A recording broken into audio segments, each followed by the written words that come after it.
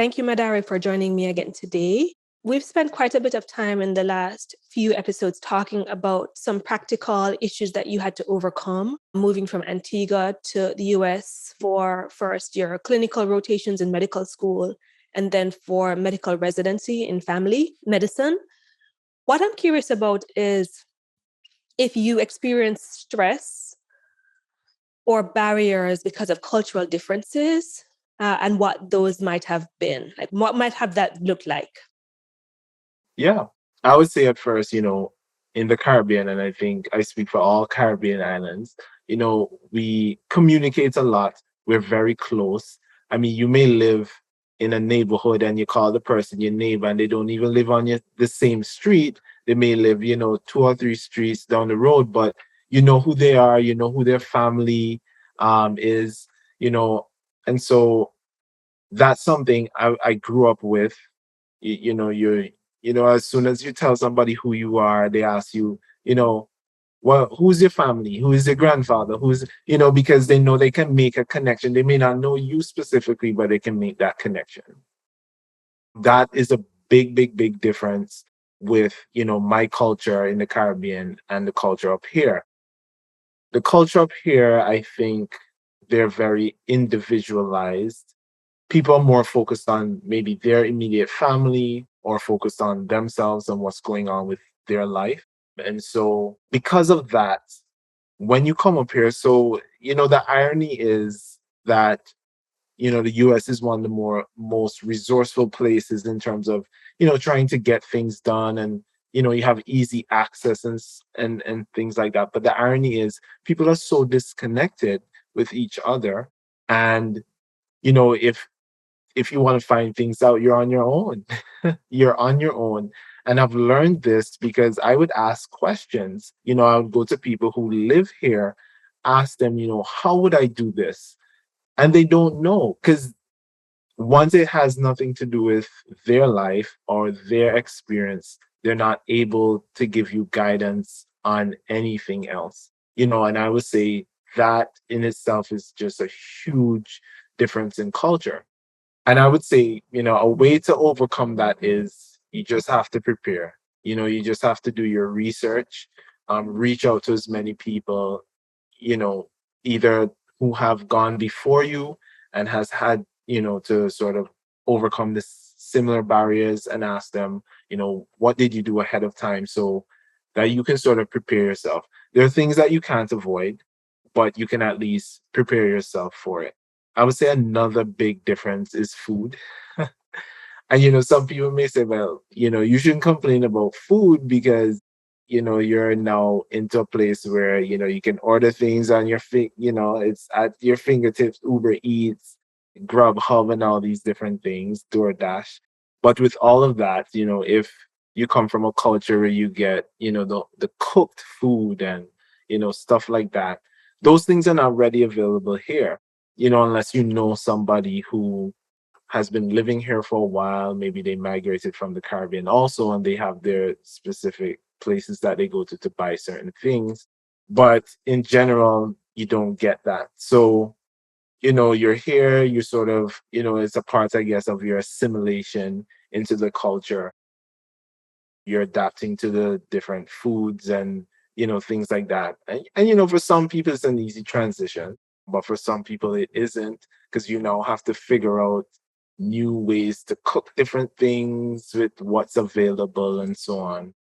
And even what to eat. Yeah, and even what to eat, you have to sort of figure that out. And, the things that are more readily, accessible to you are not always the healthiest things to eat.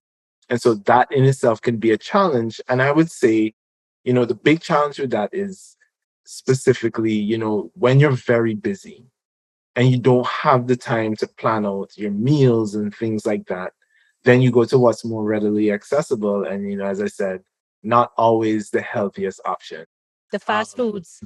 the fast foods.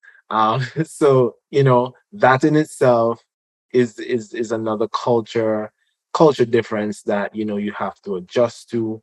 And as I said, I think, the way to overcome it is You just have to plan ahead. It takes more time, it takes more out of your time, but you just have to really think about these things, maybe do a little bit more digging for, the stores around you and the different things that you can get. Specifically for me, I like one of the things I miss from back home is we have Vitamalt. And I think it's all over the Caribbean, but that's something you don't really have up here. But I found it the other day in a store, and I was so happy, to be able to buy malt in the US. But these are different things that culturally different that you sort of have to adapt to. Yeah, I love Malta, Yes, which is a version of the same. which is yeah, they somewhat taste the same. Mm-hmm. Yeah. Mm-hmm. I want to kind of get back to the whole being in a more individualized culture amongst people who are a little bit more disconnected.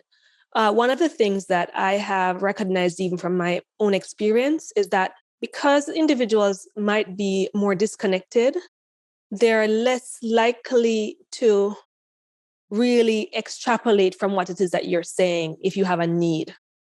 So you can't just tell part of the story. You have to tell your story and then make your need clear and then advocate for yourself if you need help.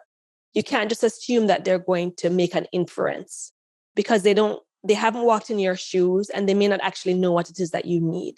Is that something that resonates with you? Yes, I would say going back to the whole transportation, and not being able to, have my personal transportation to get to work. We all do as residents have advisors. And, in my advisors meetings, they would ask, how are you doing? How are you coping? You know, and then you go into things you need to work on and, things like that. And, I would explain, well, I'm currently trying to get transportation. I don't have transportation. And I guess this is like the nonverbal way of communication. So I guess that was another thing I could mention, sort of the nonverbal communication that we have. And, across cultures, there is a barrier there. Normally in our culture, you mention something, it means that, there is a need. And if that person is in the position to help you, they understand that you're sort of bringing up a need and you need help with it. And they will go ahead and tell you, well, hey, this is what you need to do, or this is how I can help you. What I've realized here, unless you state specifically, not just stating your struggle, but then you have to ask the question, can you help me? Unless you state it that way, it's almost like, okay, I hear what you're saying, but it's not really, your placing it in my responsibility for to be the one to help you with this problem. And I find it interesting. So here am I thinking, well, I've stated my, problem, I've stated my need, but no one really responds. And, I guess it's a communication breakdown. Maybe to her or to the person or to him, you have not really clearly stated your need.